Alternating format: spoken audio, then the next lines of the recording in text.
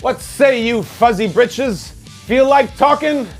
Welcome to Brandt's Basement. I'm going to explain in just a little bit why that line is very relevant today. We have a lot to get to. It's a big show.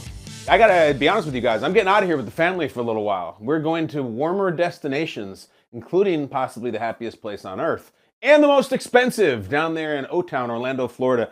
So the Super Bowl's over. Eagles and Chiefs represented the conferences. Let's just get to it right now. I looked it up today. There's 203 days until the next football game, real football game. In that time, we have to decide who is in the best shape to take out either the Eagles or the Chiefs as the kings of their conferences. We'll get into that. We have the passing of a legend who is very near and dear to me in my own personal way, and maybe yours too. We're going to talk about that. And then if you were in an arena with a bunch of wild animals, which wild animals would you want on your side? That's the thing NFL players are talking about this week, and I'm fascinated by it. Plus, a coach from yesteryear with a lot of memorable sound bites and personal fetishes is back in our lives because looks like he's getting a new job. We'll talk about that. We'll talk about everything. That's what we do here in the basement. We always start with what I love, just what I absolutely hate, and what I find hilarious. Let's start the show.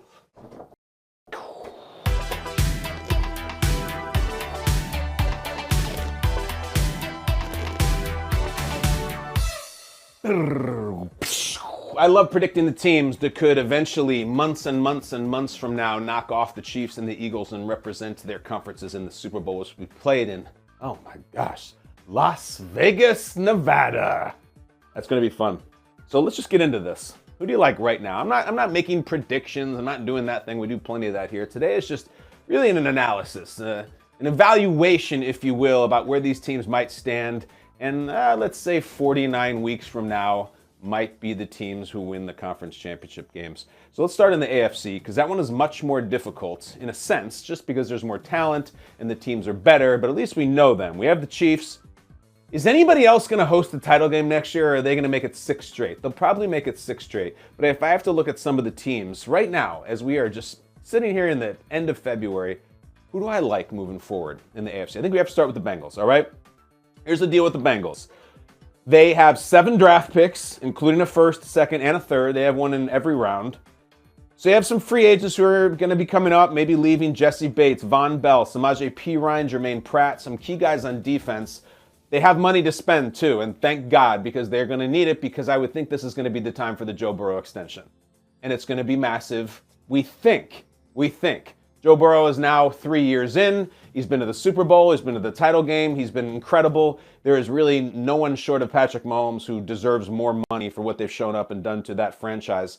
And yet, there's always this sneaky thing with Burrow that he is kind of marches to a different drummer, has his own sensibilities, certainly his own style. Is he the kind of guy who would say, hold on, I'm going to take less than maybe I could get, and I want to build a better team? Would he? Is he an asymmetrical thinker like that? Or is he just going to say, nah, I don't care. I'm going to take everything I can possibly get, because he's going to get a lot. So that's going to be the deal with the Bengals. The coach is there. The quarterback is there. The receivers are there. The offensive line we think is going to be there. A couple free agents, but they'll draft heavily, maybe on the offensive line again, and maybe on defense. The Bengals are going to be the Bengals next year, even if they start slow like they did 0-2 this year. The Bengals are going to matter, and Burrow is likely going to be paid. So they're there. They're not going anywhere for now. Then we get to our friends, the Buffalo Bills. Interesting year for them. Not money to spend. They went and did that last year. Josh Allen, of course, is already paid for, but his contract starts to change a lot, and he starts to get paid a ton more. So this is not going to be the throw money around for Von Miller type thing in the offseason.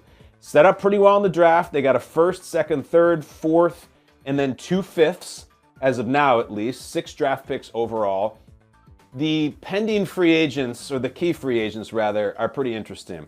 Jordan Poyer, who's been amazing and who there's a general sense that he is gone. There was a lot of talk in the playoffs that was going to be his last run as a Buffalo Bill, so they'll miss him. Devin Singletary, listen, I don't know. I'm not talking to the front office. I would be surprised if Devin Singletary was back. Good player, good guy. Not a special player, not someone who you say, we can't let Devin Singletary leave, we have to sign him a big extension. I would be surprised if Devin Singletary was back. And then Tremaine Edmonds. Tremaine Edmonds is a guy you do re-sign. Young, very talented, explosive, center of the defense, and just, again, really young. Tremaine Edmonds, you drafted him, same draft class as Josh Allen. this is a guy that you re-sign. And it's going to be a lot of money because he's a key player on defense, and he's right in the middle of the linebacker. But I think they bring back, and I think they extend Tremaine Edmonds, and I don't think they regret it. I expect that will get done. So that's the Bills. They're going to be there. They're going to be the Bills. They're going to win a bunch of games next year. Will they win a bunch of playoff games? We have no idea, but they will be a factor in this thing for sure. You want another third team I want to talk about in the AFC? I'll give you a couple clues. It's a very, very young team that is coming off a season in which they made the playoffs, won in the playoffs, and gave the eventual Super Bowl champion a game before they lost. I want to talk about the Jaguars, and I'll do it briefly because people can't tolerate Jaguars talk. I don't care. Jaguars deal. They have 8 draft picks. 8 draft picks, the first, second, third, fourth, fifth, seventh. They have a lot. They have a relatively cheap quarterback. Lawrence was number 1 overall, but he's not on that sweet, sweet extension money like Josh Allen's going to be, and which I think Joe Burrow is going to be. Key free agents, Arden Key, Evan Engram. It doesn't break your back as good as Engram was for them. This, again, young.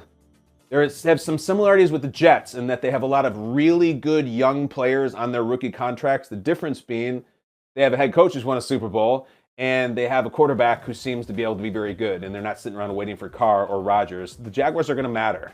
Jaguars were one of the coolest stories of the year. They were sort of them in the AFC, and then another team we're going to get to in the NFC who just came running down the stretch. If I had to pick 3 teams who could potentially knock off the Chiefs in the AFC, the Bengals are at the top of the list. The Bills have to be there. Remember, the Bills did beat them again in the regular season. And then I like the Jaguars a lot. A couple other teams, sure. But we're going to get to the NFC. NFC's fascinating right now. You know why I love looking ahead in the NFC? Because I think Aaron Rodgers is going to leave it. I think he's going to be gone. Either he retires or he's going to be on the Jets or the Raiders. One of these teams we're talking about. Tom Brady is gone from the NFC. So answer me this. After Jalen Hurts, who's just fantastic in the Super Bowl, who is the best quarterback in the NFC after him? Take Hurts out. Who's your guy? Is it Dak Prescott? Is it Kirk Cousins? Is it a resurgent Matthew Stafford? I don't know who it is. And I don't know, so I'm going to throw this name out. Is it possible it's Jared Goff?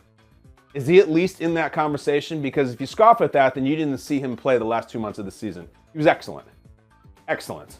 Up till the end of the year when they went into Lambeau in a game that the Packers badly needed and just smacked him around and Goff won again. I like the Lions. I like the Lions not only because they have a quarterback who's good and he's been there, he's won the conference before.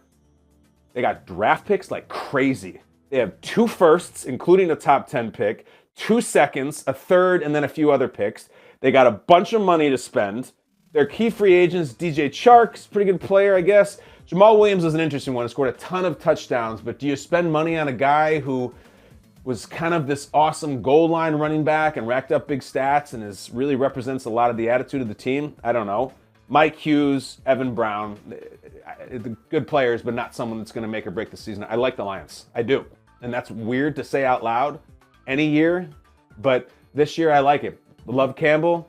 I really started to like Goff. I like Amon-Ra St. Brown. I like a lot of what they have going, but most importantly, they're going to draft a crazy amount of defense, including some premier players in the first round, or they'll package them and they'll move way up and get something insane in the top 5. The Lions are set up, and they started winning like crazy, and their quarterback is good. I like the Lions. This team I have to consider just because of their equity that they've developed in the NFC, the 49ers. So interesting. I mean, really interesting. So we don't know who the hell their quarterback's going to be. We don't know if Brock Purdy's going to be ready, if Brock Purdy could start a season as the starter, being good, or if he just kind of got hot and was naive and came in as a rookie and it just worked. And now that everything's settled and people have seen him, is he good anymore? More interesting, is Trey Lance good? I don't know. You don't know. I don't think Kyle Shanahan knows. He was injured in week 2 of this season and has played very little football considering he's been around for a couple of years right now. And yet what they traded for him and where they drafted him, it's kind of like he kind of has to get the job. So I don't know what the hell they're up to. Free agents, Garoppolo is going to be gone. Mike McGlinchey, the offensive lineman. Emmanuel Mosley, Samson Ebukam, a couple other guys. Bosa's not leaving, Kittle's not leaving, Warner's not leaving. They got a little bit of money to spend. The Niners are going to be a factor. Their coach is so good and their defense will be good. I know they lost D'Amico, but their defense will still be good. And then lastly, I have to put the New York Giants in as a team that could potentially win the NFC. They did struggle greatly against Philadelphia, 3 times in fact, and they got just smacked in the playoffs. But they're interesting. 9 draft picks, including a first, a second, and 2/3. A ton ton of money to spend.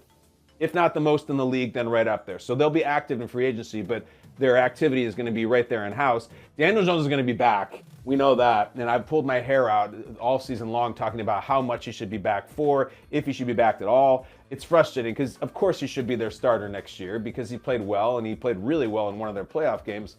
But the price, just please, New York Giants, do not bend and give some crazy $40 million a year to Daniel Jones. And then Saquon. I don't think they should bring Saquon back, and I've said that many times, and I love him as a person, and he's my favorite runner to watch in the entire league.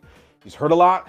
When he's good, he is great, but he's hurt a lot. And he is an aging running back, and there's a lot of guys out there who can give you cheap labor and good production that do not cost what Saquon would cost to bring back. I wouldn't bring him back. The Giants are in the mix, though.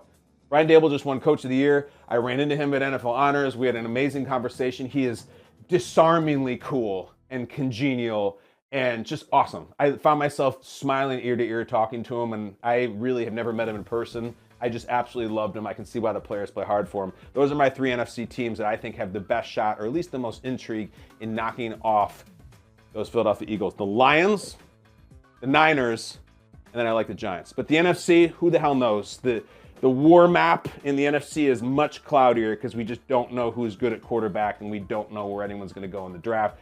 But I like those three teams. In fact, I love those three teams. Let's get something to I'm a little heavy-hearted, though, about this. Let's get to what I hate.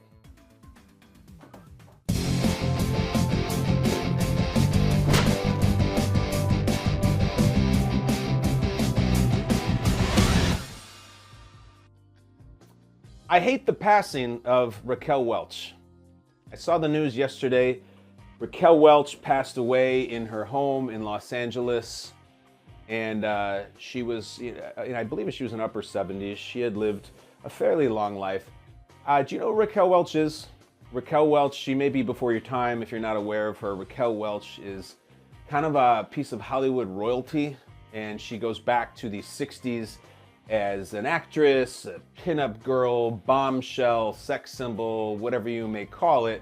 But had a really, really long career and is a pioneer in a million ways. But it's personal to me because I'll just put it out there, cards on the table. Raquel Welch is my all-time number one celebrity crush. All time. Number one.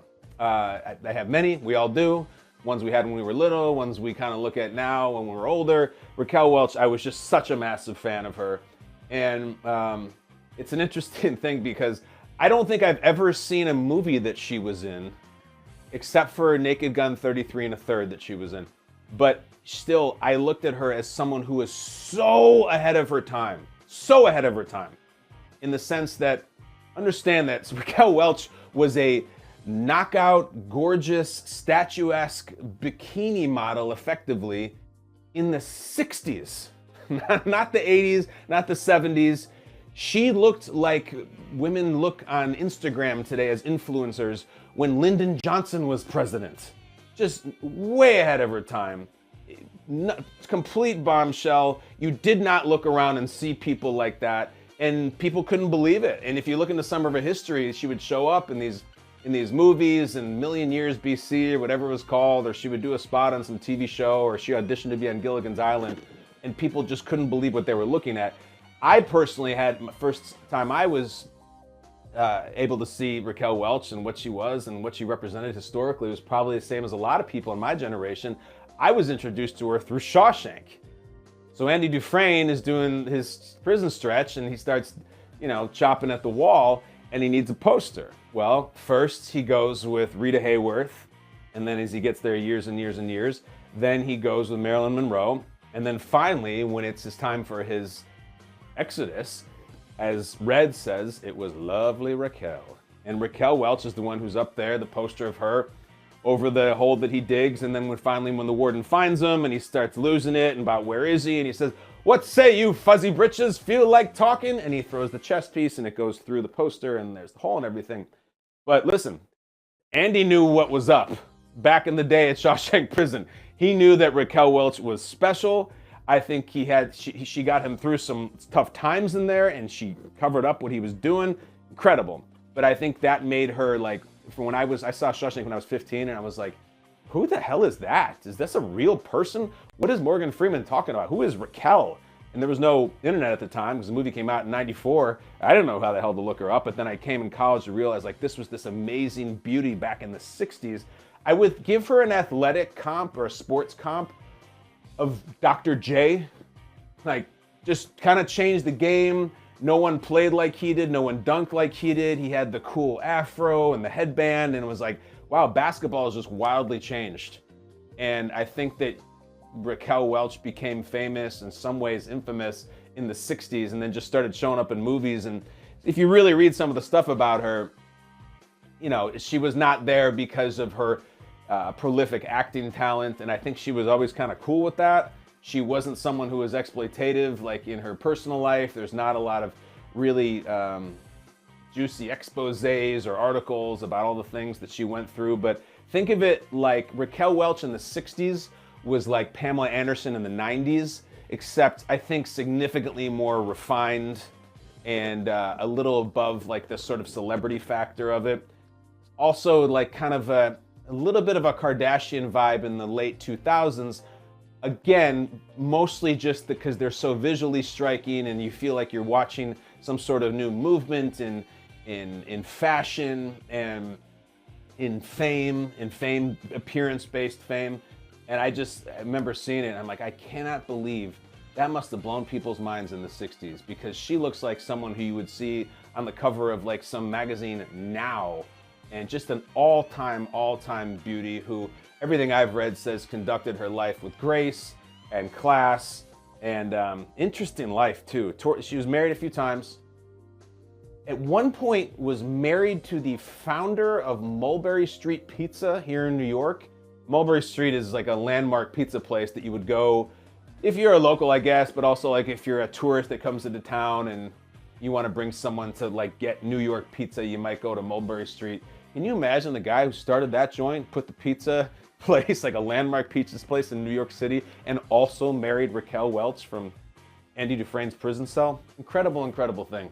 So I don't know who your number one all-time just crush is, if it's a guy, if it's a girl, whoever it is. Listen, when I was a kid, I remember having a huge crush on Vanna White because we would watch Wheel of Fortune when I was a kid, and then it's changed throughout the years. I loved Nicole Eggert from Charles in Charge. That's why she made the mural. I love Tiffany Amber Thiessen. We all have our own. Number one, Raquel Welch. So she passed away, lived a full life, Hollywood legend in a lot of ways. Everybody loves Marilyn, and I love Raquel. Sorry to see the news. Sad to see the news. Huge fan of her. And rest in peace, Raquel Welch. You made the show. I hate that we're talking about it, but man, love that Raquel Welch. Let's move on to what's hilarious.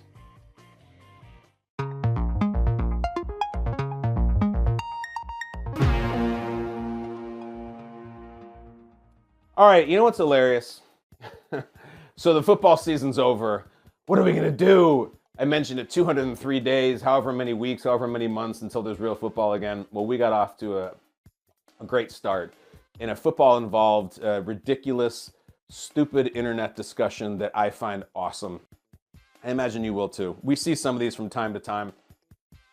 Kind of in the vein of the would you rather fight a horse-sized duck or 10 duck-sized horses, those stupid things. So there's a survival, let's call it a thought experiment, and the NFL players are starting to react to it, and we're certainly going to do the same here. A man by the name of Sahil Bloom had a tweet that everyone was reacting to. Here it is. Hear me out. You are in an arena, all right? So let me set the stage for you. You're in an arena. The way he says arena, I look at it as like a basketball place, like a basketball stadium. It's closed dome, like it's not an open stadium. We're not doing this at Lambeau Field. It's an arena. It's not a stadium. So wherever you are, think of what used to be Staples Center in LA, or let's say it's Madison Square Garden, the world's most famous arena. And he says you're in that arena with, listen to the menu, 50 hawks, 10 crocodiles, 3 brown bears, 15 wolves, 1 hunter with rifle, 7 buffalo, 10,000 rats, which some arenas might actually have, 5 gorillas, and 4 lions. Did you get all that? It's everything from hawks to hunters to rats to lions. His challenge, you pick 2 to defend you. In other words, you say, I want the buffalo and I want the brown wolves. And then the others will all attack you. The goal is to survive for 1 hour. So this is this sort of Lord of the Flies, Hunger Games, bat bleep insane, when animals attack meets the Revenant type deal here. You got to live for an hour. What do you get if you live for an hour? He doesn't say. You get to live. He wants to know, what do you pick and why? All right. So immediately you got to jump into this because everyone has takes. Before we get to mine, let me offer some of the NFL takes that have been out there, all right? Ravens linebacker Patrick Queen, who I love and whose favorite Avenger is Hawkeye. Take that for what you will. You would think he'd probably pick the Hawks, right? No! Patrick Queen went with the 10,000 rats and the 5 gorillas, and then he put a fire emoji next to it. All right, so I just want to say this from the get-go. 10,000 is a lot of rats. Like, 100 rats is a lot. That's so many rats. 10,000 rats? I think I would have gone with 1,000, but 10,000 and then 5 gorillas. If we're talking about, let's just say silverbacks here, wildly strong, intimidating, fierce animals. So he's got Patrick Queen, Ravens linebacker, he's got his rats and his gorillas, and he feels like, I got this, I can survive for an hour. I guess they have an advantage as a pro athlete because they can also run really fast and they're strong. That will help their survival, but let's not hold that against them. Next, Lamar Jackson. Wow, Lamar's in too. Okay. Also with the 10,000 rats, Lamar went with 50 hawks. I also just love that, like, Lamar may never play for the Ravens again. We have no idea what he's doing. We have no idea what the progress is with his contract. No idea. And he won't give us any idea, and he doesn't have an agent, and he doesn't appear to have a publicist, and he's coming out talking about, I want rats and hawks in the arena. This is the only bit of information we get from Lamar Jackson. And you can dissect it. Is he telling us something? Is he calling the Ravens rats? Is he picking hawks because he's gonna fly away and the hawks are superior birds to the Ravens? Does this mean something, Lamar? Or does he just think he could survive the longest with the rats and the hawks? That's the only communication we get from Lamar these days. It's great. Also rats. Next, Mecole Hardman, who is a Super Bowl champion despite not playing in the game. All right, I like more Mecole's saying. He says, you gotta choose the hunter with the rifle, because if you don't, he's just going to shoot you from long range. It's a good point. Remember, that whoever you don't pick is attacking you. So he says the hunter and probably the lions. I like Mecole Hardman's picks. I'm going to say this right now. I'm going to get in here, and then we'll get into some of the analysis. I agree with Mecole Hardman. You have to have the hunter. The hunter is on my side. Because first of all, he's just the most intelligent. He's someone you can talk to, you can come up with a strategy with. I can't talk to the hawks or the rats or the gorillas or whatever. Secondly, I would like a little more information. What kind of rifle does he have? Does it have a scope? Is it an assault rifle? Is it a sniper rifle? How powerful of a rifle is it? In other words, like when the gorillas come at us, could he take down the gorillas like Harambe? You know, or is it going to be like a 22 and it's some little pop gun and we're going to be screwed and I should have picked the buffaloes. I would like some information about the rifle, but I'm just going to assume since there's only one of them, it's going to be pretty powerful, it's going to be scoped, and it's going to do a good job. But again, if I'm going to be in this animal thing, I'm going to be losing my mind. Can we get the tweet down? I'm going to be losing my mind. I also want someone who I can commiserate with. Like if I'm being torn apart by the lions, like it'd be nice to have a person there just to have a little eye contact with, a little human connection. I'd like to go down with another human. I'm assuming this person's going to be, congenial, English speaking. So I go with the hunter without a doubt. You have to do the hunter. He can kill things from really far away, and he's the only creature in the battle who can. Also, to Mecole Hardman's point, if I don't have the hunter and he's attacking me, can't he just snipe me from the rafters from 50 feet away or 500 feet away, rather? I know, I'm getting the hunter. That to me is a no-doubter. The problem is the second pick. Now, the 10,000 rats are really a popular pick, but how do you know they don't immediately disperse? I don't know if rats kind of collaborate like zombies in World War Z and work together and swarm and attack like I need them to. How do I know when the rats are unleashed? And that's 10 grand of rats. They don't just go disperse and looking for like pieces of old hot dogs or popcorns. They're rats. They're not to be trusted, and they're survivors. So I think the rats, if anything, might be adverse to the confrontation. They might run away from the lions when, crap, I got how many lions? 4 lions. So I got 2,500 rats per lion. That seems sufficient if they could attack the eyes and just bite the crap out of the lions. But I can't trust that they're going to do it. I don't know if they know how to arm up and like, again, no strategy. I can't communicate with the rats. I'm actually out on the rats.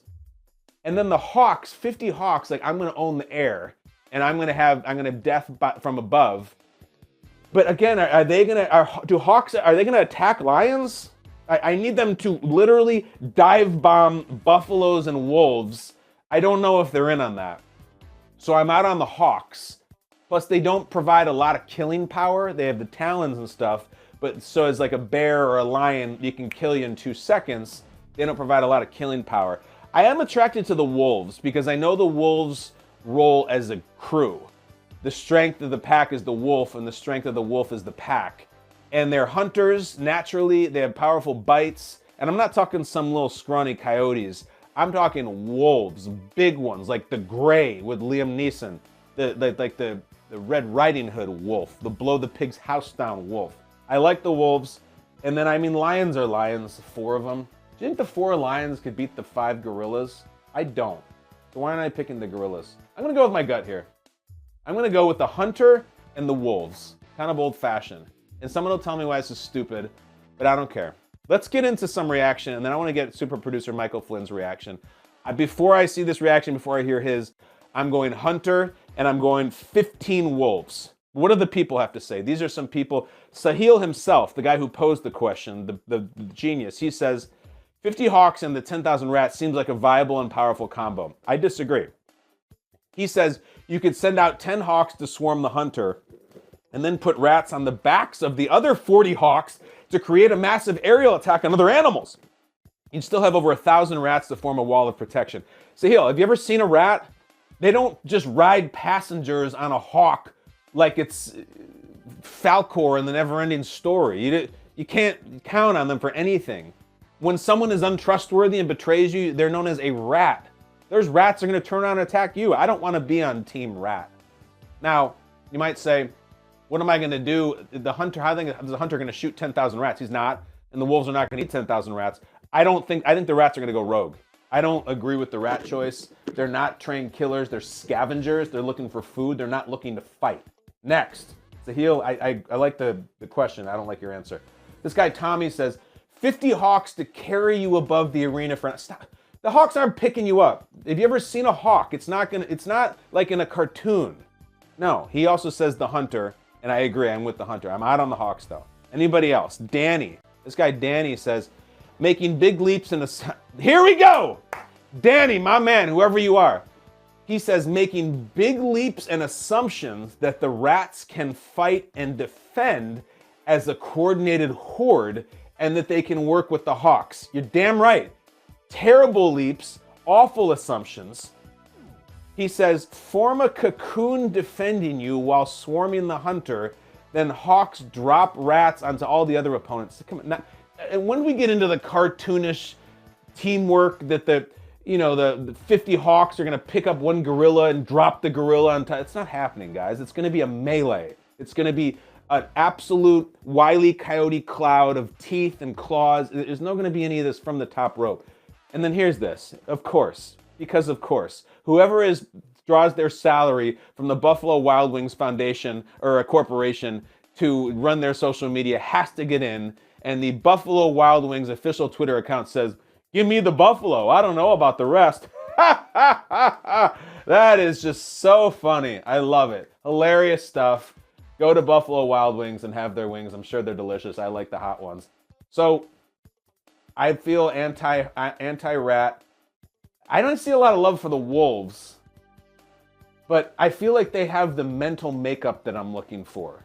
Survivors, scavengers, teamwork, vicious, attackers, fighters. And like I can see 3 wolves pulling down 1 lion and being like, yeah, we just took out a lion. That's what we do. We're wolves. Let's get a lion in here.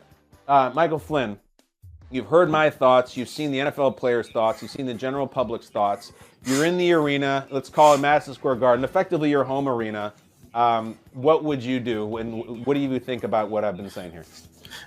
I hadn't thought of what the arena looks like, but the fact that it's actual a basketball arena made me maybe switch it up a little bit. The Hawks, I want to go line by line here. The Hawks, people are taking the most liberties with the Hawks. Half of the people are posing this Ratatouille style attack plan where the rats are on top of the Hawks and with the hair. That's not how they work. And the other people are thinking that the Hawks are the Lord of the Ring eagles that just show up and whisk you all around the arena. That's not something that happens. Like, I'm out on Hawks. These aren't magical Hawks. I feel like you'd be in the fight and the Hawks would be up in the rafters by the stupid fish banner or, Patrick Ewing's retired number, and you'd be like, get down here.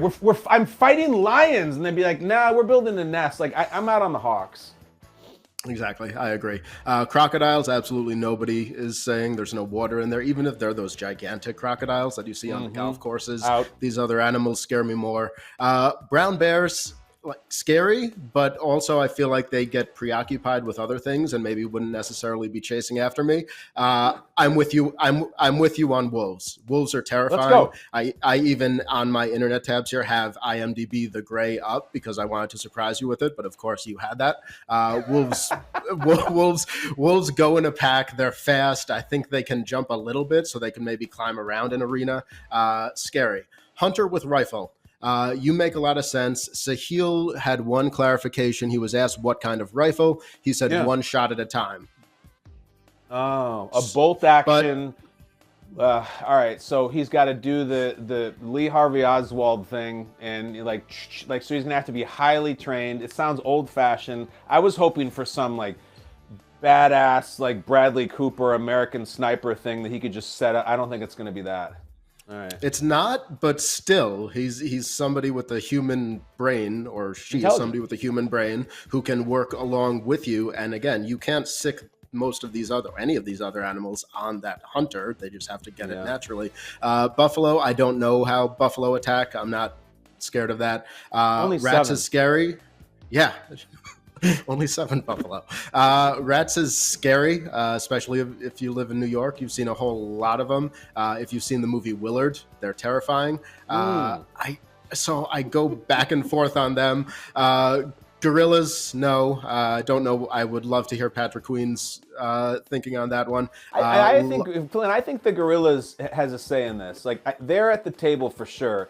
Just massively powerful. I think they might roll as a crew like wolves. I'm not frowning on the gorilla one. Have you ever seen all right, so we keep referencing these dumb movies.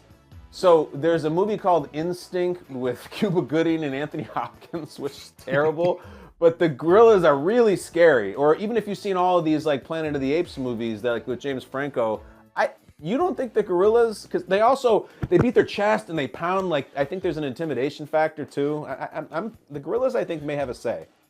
You're right. I'm also just not used to seeing them out in the wild straight on attacking people. Is that something that they do? I don't know that they'd be into attacking me if I'm not attacking them. And then... Didn't Harambe help the kid that fell down there? Harambe was a gentle gorilla, right? So, I don't know, maybe. Yeah. And then lions. I think lions get kind of lazy too. I also don't know that they'd be chasing after me. So I am definitely going with wolves. I am with you. I see them running rampant all around the arena. And I think I agree with you. Sorry that it's boring, but I stick with the hunter too, just because it's someone with a human brain. Does your pick change at all, knowing that it's a one shot at a time rifle? No, because he could seek shelter, and he could have some sort of he could get in the concession stand, and he could go higher ground. He can think like a person. He's not a dumb buffalo out there just getting torn to bits by 10,000 rats. He's gonna surround himself, and I'm gonna be with him. I'm behind him. I think you bring up a great point. Lions. You ever go to a zoo and see the lions? We have them here in the Bronx Zoo by me. They sleep 23 hours a day. They're constantly lying around doing nothing. So unless you got them in that 1 hour of the day, and it is a 1 hour thing where they're ravenously hungry, they're going to be useless. Crocodiles are scary and everything, but also lethargic as hell. Just sit around doing nothing. So you want that active thing. The Wolves, Bears, like if they're awake, but I feel very comfortable with my pick. I think the number one turning point in this whole thing, it's very seductive to see the number 10,000 next to the Rats. It's just so many rats. It would take up the entire Knicks floor, like it would be like a tarp over it of rats. But all they're doing is relatively small bites compared to the other things out there. And I just don't think they're ready to fight. I think they're out of there. So I'm not going with the Rats. No, I agree with you. I think the strategy is to go up as high as possible with the hunter, stay together, lock all the doors on your way up, and just hope that the Rats can't reach you and the Hawks aren't flying and trying to peck out your eyes. Because I think at that point, if you're that high and the Wolves are on your side, only the Hawks and the Rats have a chance at getting... What are we talking about? You know what? And after you do it, I think you go to the Buffalo Wild Wings and you get yourself some honey Cajun wings and a few nice tall, what's those beers with the orange shock top with the guy who has a mohawk? Yeah. You get some of those. All right, Flynn, you and me, separately, of course, with the Hunter and our 15 Wolves, and God bless us all. Yeah, I will see you in a little bit. All right. Let's go to takes on takes. We could continue to do this throughout. I hope that some of these guys have takes on the arena, but it'll probably be something else. Takes on takes, roll it. Looking to reduce the fees for your restaurant deliveries? DashPass by DoorDash is the easiest way to unlock savings on your latest cravings on every eligible order. DashPass is a membership from DoorDash that offers unlimited $0 delivery fees from thousands of eligible restaurants, grocery stores, and convenience stores. Once you join, you'll save on each eligible order and receive DoorDash credits back on all pickup orders. That means more money back in your wallet. It's not just savings on restaurant deliveries, flowers, pet supplies, groceries. DashPass has so much more to save on than just your favorite meals. Get what you want when you need it without any upfront commitments. You'll have the ability to cancel your membership at any time with no hidden or additional fees.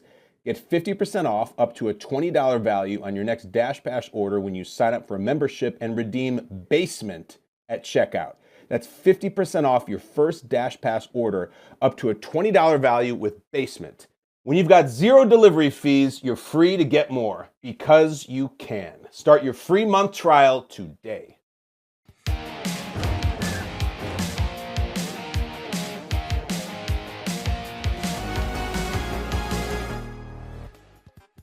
I would have included a snake entry.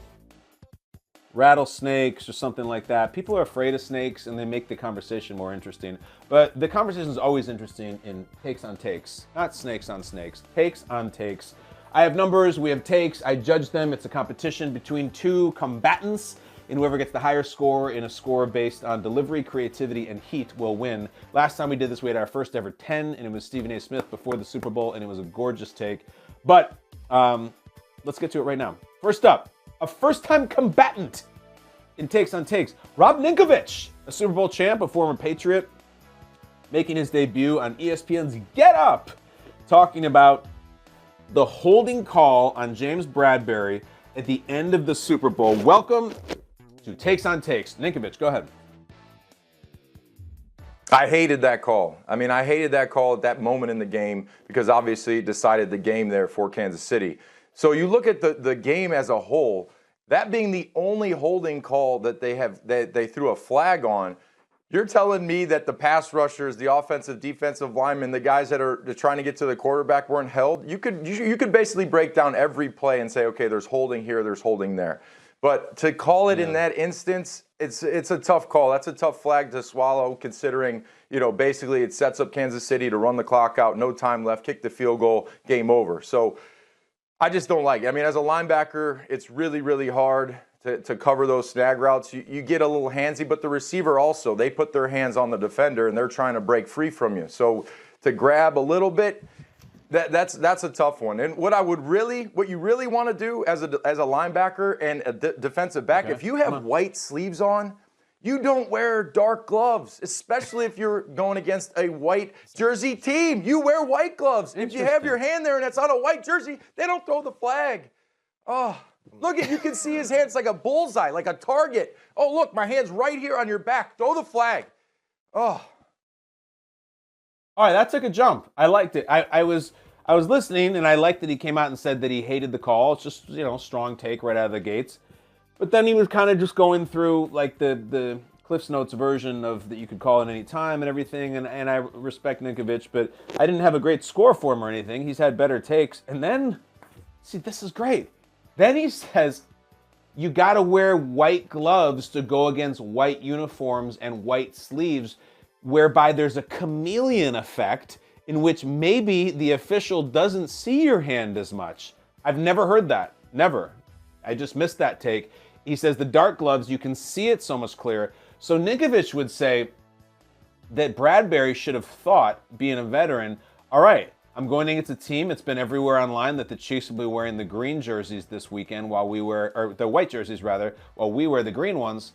And I've looked at some film on some of these receivers like Juju, who I might have to cover. He wears white sleeves. So I'm going to go white gloves so as to blend in and maybe get away with the holding call. That's veteran stuff, veteran perspective. I think that stuff really goes on. I do. That's pretty amazing. It reminds me of sometimes white teams wear the white uniforms in the snow, like that the Bills-Bengals game. The Bengals had the white ones on, and they're in the snowfall, and does it make an advantage? There's all kinds of things. That was an interesting nugget right there that I had not thought of before. So that kicked him up to a 7. I'm going to give Rob Ninkovich a 7 in his Takes on Takes debut. Even if he had just come on and they said, Ninkovich, what'd you think? He said, how do you wear the dark gloves? Wear white gloves. Next time, know better. And he just spoke for 5 seconds. He would still get a 7 because I never considered that. And everyone in the world has talked about that call, and he's the only person I've heard saying that. Ninkovich, you got a 7. Another debut. Bart Scott. Bart Scott. All right. I've worked with him before. Know Bart a little bit, but I've never worked with him in Takes on Takes because he's never been on it. Bart Scott, also on Get Up, asked whether the Jets. Okay, get ready. This is a really well-known Jet. I think you could call him an iconic Jet. He really stood for something, and great soundbite and good player. Bart Scott, your thoughts on whether the New York Jets should sign quarterback Derek Carr? Come on, son. Just look at that. Come on. Is that how far we've come in New York, man? We go for the safe bet. Or we swinging big, man. This is the team that brought over Brett Favre, correct? Like, come on, man. Like, listen, it's a Derek Carr equivalent out there. I mean, I understand Derek Carr may be the best of the others, but if I'm swinging for the fences. Like, so, like, put the pressure. I mean, you hired this damn favorite guy, Nathaniel Hackett, right? And I don't see him really going to the Raiders because I don't think Aaron Rodgers is the type of guy that's going to follow a guy that broke up with him. Remember, Devontae Adams said, I want to go play with my best friend. His best friend got fired. So you have to live in that decision. I'm not about to come and come thirst trap chase you, Devontae Adams, after you broke up with me. Forget all that. So I don't think the Raiders is as big of a shot as people think. Because I think, when you talk about, alpha males, I don't see Aaron Rodgers saying, I'm going to follow you after you broke up with me and the Green Bay Packers offer you the same amount of money. So, I mean, if I'm the Jets, I'm swinging big. 9. That's a 9. That was good. It was tight. He didn't go on too long. He immediately got into the personality and the panache of it all, which, come on, man. Come on. He speaks with total credibility. It's a perfect topic for him as a former New York Jet and as a former New York Jet who didn't have great quarterbacks. I'm not sure why he called Brett Favre Brett Favre. I know that's what they said when they drafted him, but I don't care. It was still kind of intrigued by it. And I just thought he was going to say, no, who cares? Don't go for Derek Carr. That's just a safe bet. We don't do safe bets here in New York. And that would have been strong. But then he got into the Raiders part of it and said, I went to go play with my best friend. And Aaron Rodgers is going to go with someone who broke up to him to go play with an inferior quarterback and then said he got to the Hall of Fame the second he got there. I added that. That was good, Bart Scott. That was a 9. A 9 is rarely achieved here in the segment. Certainly never in a debut. So Bart Scott wins going away. That's Takes on Takes. Bart, great job. I also just think it speaks to this normally unspoken, and this time directly spoken, sense amongst current and former players that Derek Carr is not that guy. I have spoken to some. I know how they feel. Good player, good guy, good teammate, not someone that you are losing a wink of sleep about the night before the game. He is a good guy, and he is just not that guy. So So Bart Scott just pretty much came out and said it. He said there are Derek Carr comps out there. You can get a Derek Carr if you want to. There are not Aaron Rodgers comps. That was really good. Bart Scott, haven't seen you in a while. Full respect. Love you. You just got your first dub. 9-7. Great takes on takes. I love it. Let's get into something we call Brandt awareness. Come on.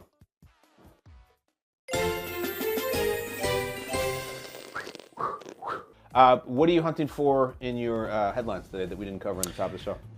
Yeah, we've got a interesting quarterback quote. Justin Fields appeared with the guys on Pardon My Take, and speaking about Chicago weather, said, quote, "It is very difficult to adjust to it, especially with the wind. I hope we get a dome," end quote. Kyle, you're from Chicago. Your thoughts? Yeah. Well, a lot of thoughts. I think it's just an unbelievably candid, honest response. I don't know any quarterback who, if they're being totally honest, who wouldn't want to play in a dome. Especially the way things are now with the offenses and they're pass heavy. I don't think they would ever say, I want to play next to Lake Michigan in huge lake effect, cold weather and massive wind. And that includes Justin Fields, who played his college football in Columbus that is also cold and windy, but it's not like Chicago. It's tricky to play there for sure. And I think you contrast it with when we had Josh on here and we were talking about some of the guys on the Libetard show were saying that that it's stupid that the Buffalo games are outside and they should put a dome and it's so dumb and how cold and how much weather there is there. And Josh had an opportunity to say, yeah, it is tough. They should build a dome, but he went completely the opposite way and said that's a soft take and football should be played outdoors. So he went that way. Fields just said, yeah, I'd love if they build a dome. So I don't blame him for the honesty at all. I don't jump on this take that, if anybody is sitting here saying that he is soft or that he can't cut it in the conditions. If you watch Justin Fields over the last 2 years, just get the absolute hell kicked out of him on every inch of that field or any field that he's playing on. He is one of the toughest athletes that I've seen in years. The conditions are hard, for sure. And he is like this great athlete who has a lot of talent, and sometimes some of the conditions mitigate that talent. This is not a new topic in Chicago either. There's this thing where people in Chicago going back to the 80s and the old days where when it's cold and windy and rainy and snowy, they like to say, well, this is bear weather. Well, that sounds great, but it's not Butkus and Singletary coming through that door. It's a modern offense with passing. And they used to say that like when Mike Martz was running the show and it was Jay Cutler trying to throw downfield to Brandon Marshall and Alshon Jeffrey. It's like, you don't want bear weather, guys. You want fair weather. We don't have sweetness running behind Matt Suhey like it's 1984. The game has changed. And Justin Fields is a vision of that change. So I don't crush him at all. There's also this whole thing about I'm a nostalgist for Chicago and I grew up going to Soldier Field and the pillars and the lakefront and everything. There is a lot of people, not just in the Bears organization, who are not against the move to the suburbs at Arlington Heights, who do not look at it as blasphemy, who say Soldier Field is impossible to get to, the wind conditions are terrible, it's an antiquated stadium, it's small. Like this idea that it's just going to be this horrible thing if they ever leave Soldier Field. You may feel that way. There's a lot of people in Chicago who do not feel that way, and it sounds like Justin Fields is among them. His game would probably be better if he was in a dome. I don't know what quarterback right now playing in 2023 would not like 72 degrees and no wind rather than 12 degrees and a 30-mile-an-hour wind. So, candid statement from him, of which there are not many. And I don't know. I respect it, and I see where he's coming from. I'm never going to criticize a guy for just saying, like, yeah, if you're asking me, of course I'd rather be in a dome. So, that's where I come out. You talked about it a lot there, but is there a divide between maybe old school Chicagoans and new school Chicagoans where you mentioned Josh when we posted that clip? Everybody was like, that's my quarterback. That's why he belongs in Buffalo. Is there a portion of that fan base that is going to be like, this is not our guy if he's not going to be able to play in bad conditions in Soldier Field? I think so, maybe, because here's the thing. They're not getting a dome. They're not going to do it. Like, it's always going to be there. I look at it this way. It's a good question, Flynn, because my younger brother lives in Chicago, and he's 11 years younger than me, and he looks at things differently. He just has a different relationship with the team. He has a younger perspective than me. He's all for the new stadium. He's all for the move. And, the Fields thing is fascinating, the timing of this quote, because there's all this hubbub about, hold on a second, are we sure the Bears are not going to draft a quarterback? Because there's this thing where they have the number 1 pick, trade Fields, take a number one quarterback, take Bryce or whoever you want, then you restart the period which you don't have to give him a contract extension. Justin Fields has been awesome running the ball. He's not been great passing it. He throws a lot of interceptions at the end of the game. And I think Strager said it perfectly this morning. You lost, I think it was 12 games in a row. You have the worst team in the league, the number one pick. There is no one who is sacred if you're the worst team in the league. So I am pro Fields. I want to say that directly. I think he's done incredible things under ridiculously difficult circumstances. And I think they stick with him. And I think they draft a ton of defense and offensive line this year and they trade the pick. So I don't care what he says about the conditions. I've seen him be so tough and keep his mouth shut and never point at his linemen. So I'm pro Fields. I hope they stick with him. I agree with you. I'm pro Fields too. Moving on. Your colleagues, Ian Rappaport, Mike Garfolo, reporting that Rex Ryan, a top candidate for the Broncos defensive coordinator position under Sean Payton. Rex has been with ESPN since being fired by the Bills in 2016. Hasn't been a coordinator, though, since 2008. Do you think he'd be successful in Denver? Let's go get a bleep bleep snack. Rex is back. It's such a throwback. I never thought this would happen again because he's got a good TV job. He's kind of born to be on TV. Here, I think it's more of a commentary on Sean Payton than I do on Rex Ryan. Sean Payton's just going to do whatever the hell he wants. It's going to be that way, and it started already. Very surprising decision to go with Rex Ryan. It'd be like if he also, he's going Rex Ryan to do the defense, and Norv Turner is going to run the offense. Great guys, but just, it's been a while. Everyone's looking for the young guy. I also think that Payton is I'm setting up shop here. I want my contemporaries. I have plenty of offensive acumen. I don't need to go find some McVay type. I want guys who are going to be here late, I can relate to, who are not these 29-year-old, 32-year-old assistants. I want my guy. And I don't know if Rex still has it. Is he the first time the Broncos go to Arrowhead? Did the Chiefs hang 48 points on him? Can he coach him up still, sitting in the TV studio with Samantha Ponder and et al. For all these years?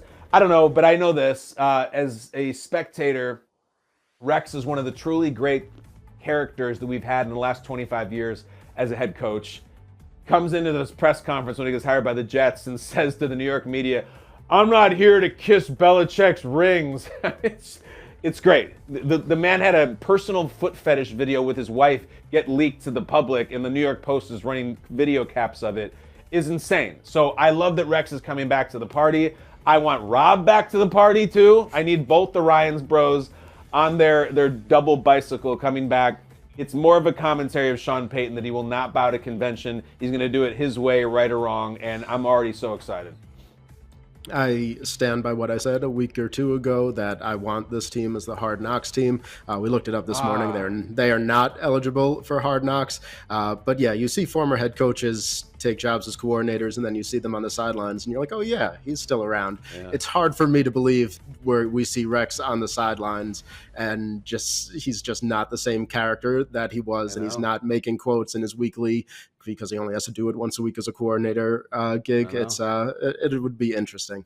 Finally, Easter Bunny right around the corner, and that means Peeps are going to be back on the shelves, and not just in marshmallow form. The company announcing that Peeps-flavored Pepsi will be hitting the shelves nationwide. Apparently, it was a limited release 2 years ago, and Peeps loyalists were furious when only 3,000 packages were made available. This year, you'll be able to find them anywhere. Kyle, are you buying? Yeah, absolutely. I'll drink one right here in the basement. You mentioned Peeps loyalists. I am a Peeps loyalist. I eat Peeps every Easter. I eat about one sleeve of them. Sometimes they're pink, sometimes they're blue, sometimes they're yellow like the one we're seeing here. I feel very much like Peeps at Easter, how I feel about candy corn at Halloween. People detest it, and people can't wait to tell you how much they detest it, and yet they sell millions and millions of pounds of it every year. So who's buying them? Who's eating them? Me. I like things that are specifically just for one time a year. I like eggnog on Christmas. I like candy corn on Halloween. I like cranberries on Thanksgiving. And you better believe it, damn it, when it's Easter time, I'm going to house a sleeve of Peeps. And now come to find out, I'm going to try Peeps Pepsi. I want to try it. It's one of these weird Franken foods that they sell you because they get the internet attention. But I will try it. I hopefully can try it right here, if the sponsorships allow us to, or if they provide us one. Flynn, is there anything I'm missing here? Push back on me. Am I an idiot? Is it disgusting? Because I can already tell you I don't care, but that doesn't mean that I'm right. I wouldn't call you an idiot. I am not a Peeps person. That goes way back. I remember as a kid getting that Easter basket, and there was one thing that was in there that was going to keep being in there until my mom threw it away, and that was the package of Peeps. I think the same went for my brother. I just don't get them. Marshmallows are fine. Peeps, no. I'm not digging into Peeps. I'm not drinking a Peeps flavored soda, Oreo, whatever they come out with next. Not a Peeps person. Okay, I respect it. I'm not going to judge you. I am practically a sommelier of Peeps. I can tell you that they're actually better if they're slightly stale because they're like the little bit texture is a little bit more chewy. Some people will microwave their Peeps for 10 seconds to make them extra gooey. I just eat them a la carte by themselves. I will do it, and I'll tell you what. While you were talking, I was like, you know what I'm going to do? I want to have a Peeps Pepsi with the little whiskey in it too. I'm gonna go to a bar and say, can I get a Peeps Pepsi and Jack? I will try that. I'll try them all. I respect where you're coming from, Flynn. And don't think for 1 second that I and the people did not notice that you are a regular Don Juan with the roses over your right shoulder in the beautiful vase, and you clearly did that and then stunted on us for Valentine's Day. Look at you. Congratulations. You did a great job. They're beautiful. I did. Thank you. It takes the attention away from the outdated kids' artwork. I think there's still a pumpkin behind me over there. But yeah, that draws your attention somewhere else. You're a romantic guy and a great family guy. The long stem rose of producers just blooms beautifully. Thank you, Flynn. I will see you on the flip side. We're going to go away for a little while. I know that you are going to be in the happiest place on earth too, but I don't think at the same time as me, right? No, I don't believe so. Too bad. All right, give me a scouting report on the Tron ride and all that other stuff that they got coming out. I will see you. I bid you adieu. I'm going to throw a dart. Happy belated Valentine's Day. See you, Flynn. Great job today. Here we go, guys. Bring it in. Last one for a little while. This has been an epic episode of Kyle Brandt's Basement. I'm still thinking about those wolves and those rats. Those stupid internet debates. They're really like the lifeblood of this country at this point. I absolutely love it. Don't ever let anybody tell you that social media is all bad. We're talking about 10,000 rats versus 5 gorillas today. Today the number is going to be, that's a 12. That is in the little black wedge there at about 10 o'clock. And that is a 12. What is topic number 12? Most rewatchable TV show. It's not Breaking Bad. Because I rewatched that recently, and there's some stuff I found myself fast forwarding through, like most of the stuff with Skylar and all the stuff at her work and all that. I have to go with The Sopranos. It's so stock, and I'm sorry. And certainly there were episodes, and sometimes late in the game, almost half seasons where it was slow and it dredged on, and you're like, oh my God, can Paulie say something funny? But when it's great, it's so unbelievably good, and the characters are so incredible, and the dialogue is so good, and the violence and the sex, and it's just excellent. And I've said this before on the show that there's a crazy YouTube presence of The Sopranos where there's so many clips, and any scene from any season, you can just type in a loose description of that scene, and it'll come right up. Just that scene. Even scenes that aren't that big of a deal, they're all there for whatever reason. HBO and etc. do not tear them down. So I go down Sopranos wormholes all the time. We talked earlier about Christopher's intervention scene. It's my favorite scene in the show, but I'll watch any of them. I'll watch the Joey Pants season. I like the Richie Aprile stuff a lot. I just love it. It's excellent. Sopranos. If you've never watched it, it gave birth to this great, incredible era of television. The reason we are watching things like The Last of Us right now is because of The Sopranos in the late 90s, and it just changed the damn game, and we bowed down to it. The Raquel Welch of television shows, you might say.